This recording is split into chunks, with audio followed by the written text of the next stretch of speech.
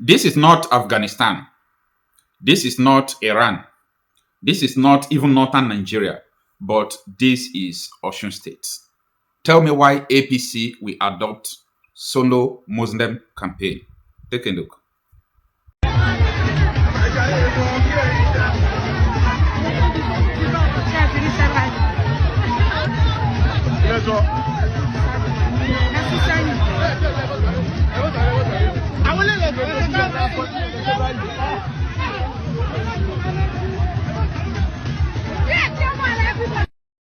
This is a supposed political campaign of APC, the ruling All Progressive Congress in Osun State. You know, on 15th of this month is the gubernatorial election in Osun State. If you don't know who is the governor, current governor of Osun State, is Davido's uncle, Mr. Dendeke. So he's in Accord Party. So he has a rival in All Progressive Congress who want to take the state. But why people were mobilizing for the All Progressive Congress member? This was the picture or the video taken from yesterday's campaign. It is raising some questions like, is it the only Muslims that are campaigning for the APC folk, or is it? I personally want to understand something because I do not understand Muslim women with hijab on the streets of Osun campaigning for APC gubernatorial person. What happens to general public doing campaign for the person? Why this solo religion campaign? Why? What kind of message are they trying to pass? I'm sorry that I ask a lot of questions. Like, if I see something, I will ask questions. You understand? I don't just see something and think it is just for nothing. Okay, in Oyo State, it's a done deal. In Oyo State, it's a done deal. When Makinde will leave office, the person who is aspiring to becoming a governor, he was granting interview. He said in Oyo State that if the people that will give him mandate demand for Sharia, that he will definitely give Oyo State Sharia. Now, he put it in a very good manner where people will say, yes, he's right now. If the people he's ruling demand it, he will give it to them. Hey, shut up. No. He is telling you what he is going to do. It's not all about majority. Most of the northern states where they have Sharia, some of them, Zamfara State got Sharia under Sani Yerima. Muslim was not the majority. Muslims were not the majority when they got Sharia.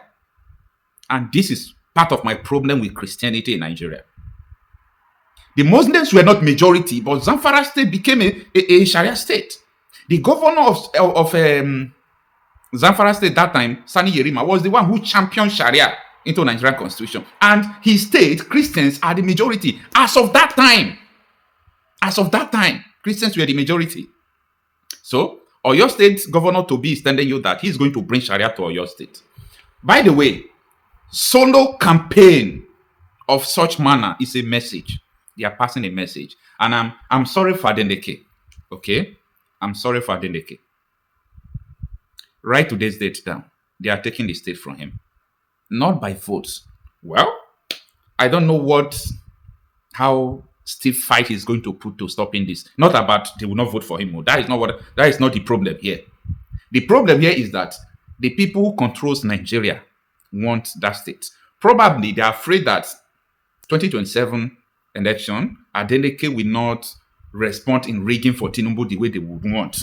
So Osun would be an added advantage. They must get it for APC. Something is up.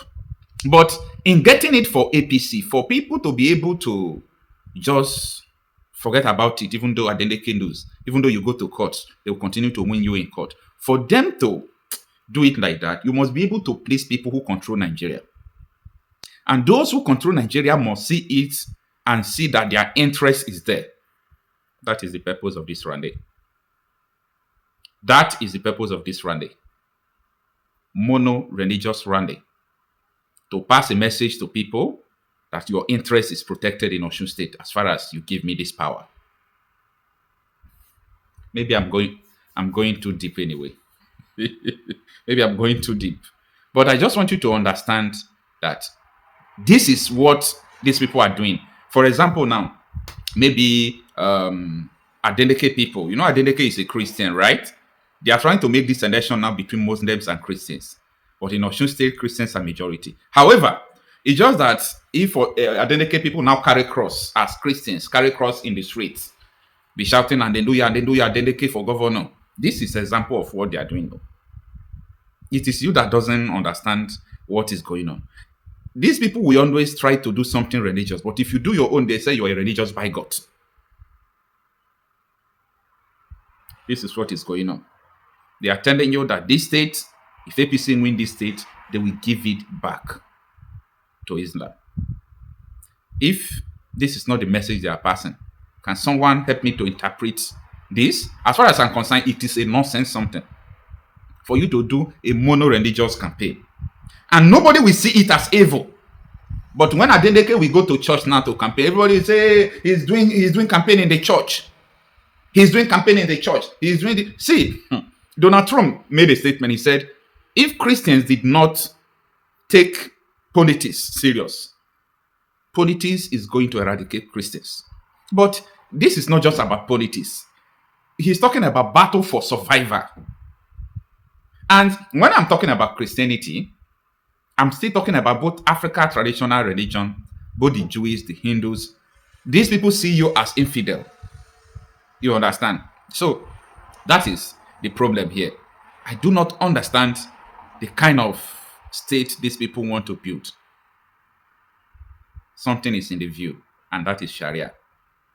I'm sorry, I'm not responsible for your understanding at all, but I'm responsible for what I said, and I know what I said. If the current governor, Mr. Dedeke, is a Muslim, can Muslims come out like this, solo campaign? The campaign is not the problem, but separating yourself and isolating yourself to just be Muslims, campaigning against a Christian governor shows something, and it is passing a message.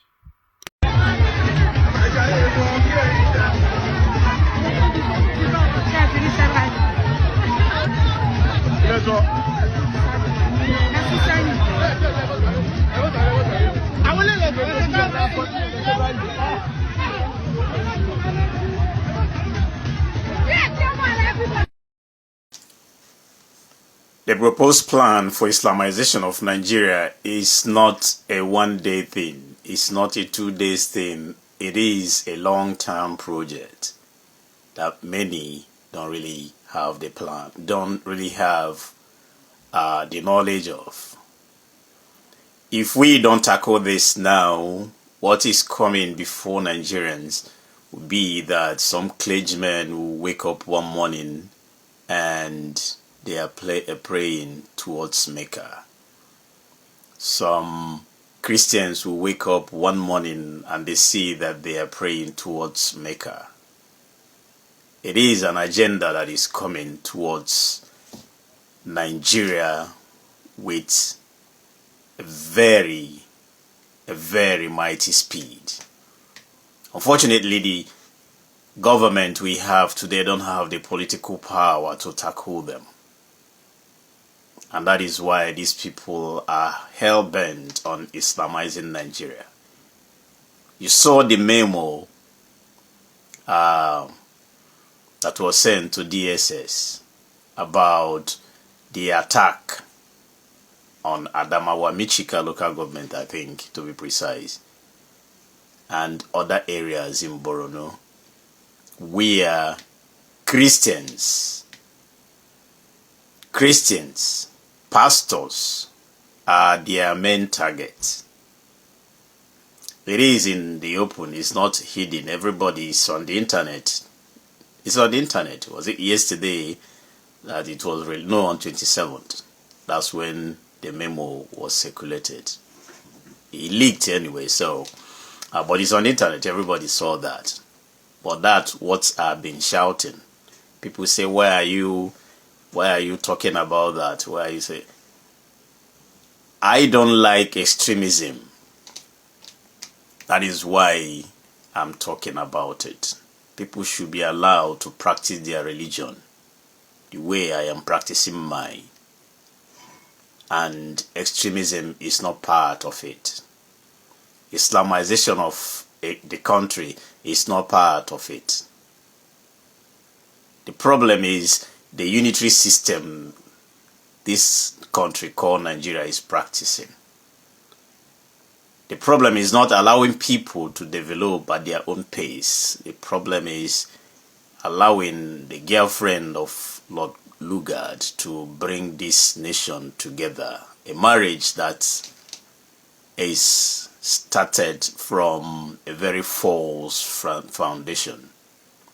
Yes, this marriage was started on a very faulty and shaky foundation by a girlfriend, an Olosho in our local parlance. An Olosho started Nigeria. A girlfriend of Lord Lugard, Flora Shaw, was a person that called Nigeria, brought Nigeria together, a union that is not working. And some people call me and they say, okay, each time you give us details about the whole thing, what is the solution? Sometimes I deliberately avoid the answer. Deliberately, I just avoid the answer because the answer will not be okay for anybody. Some people will not be comfortable with the answer. But I think I will give the answer today. I don't care what anybody says. The best answer, the best thing that will happen to Nigeria is the dissolution of this union. Is to divide Nigeria. That is the only solution. Because this government we have don't have the political will to bring these people to a standstill. The only political will available now is dividing Nigeria. Yes, I said it. Is to divide Nigeria. And those areas they claim is theirs should be theirs. If they want to Islamize that side, let them Islamize the north. It happened in India. India have their own religion. Pakistanis are mostly Muslims. They were something like this, unrest everywhere. Every night and day, India was having some serious turmoil. A very serious, every now and then. Nigeria, they learn now for what happened in India those days. And why is there peace in India today? They had to carve out Pakistan and let them go and practice their religion. Today, Pakistanis are no longer part of India. They have their independence, and now India and Pakistani, they are having their own peace. It happened in Yugoslavia. That's why you have Bosnia, Herzegovina, and all the rest of them. About 7 or 8 countries in the former Yugoslavia. They were having problems here and there about religion, about a whole lot of things, like as it is in Nigeria. And when they divided Yugoslavia, peace came to the land. All of them are growing at their own pace. Nobody is trying to superimpose anybody's religion on another person.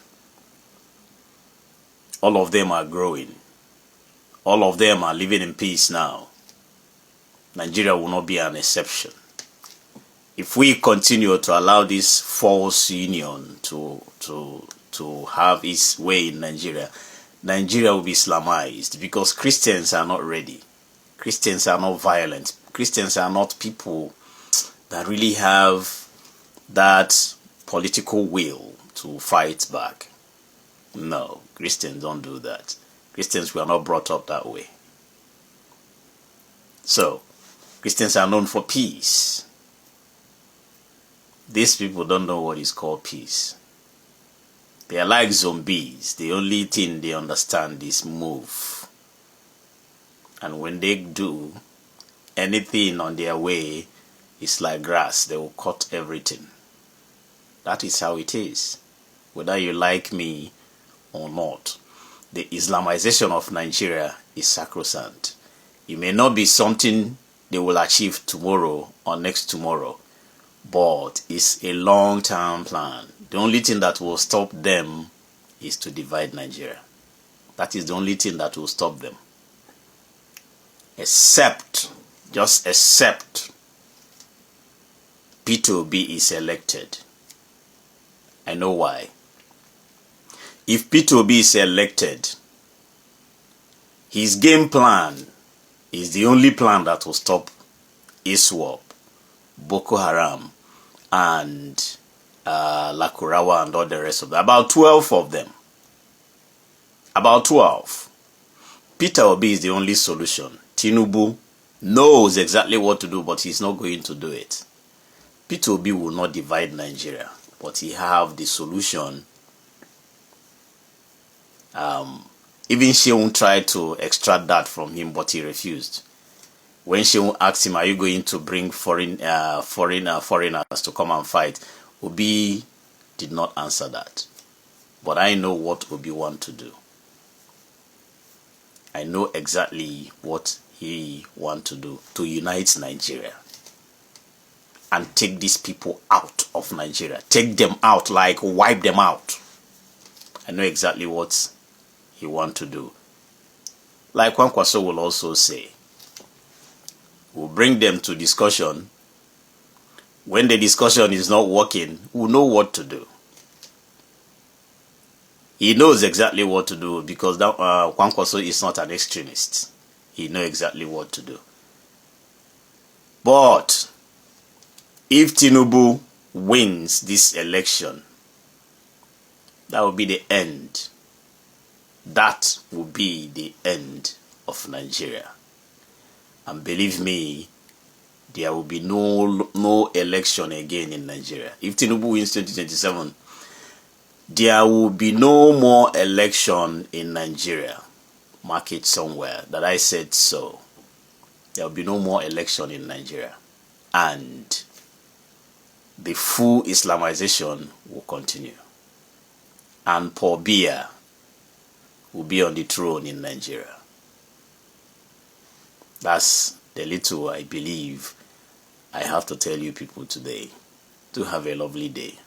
May God bless you, and may God bless the Federal Republic of Nigeria.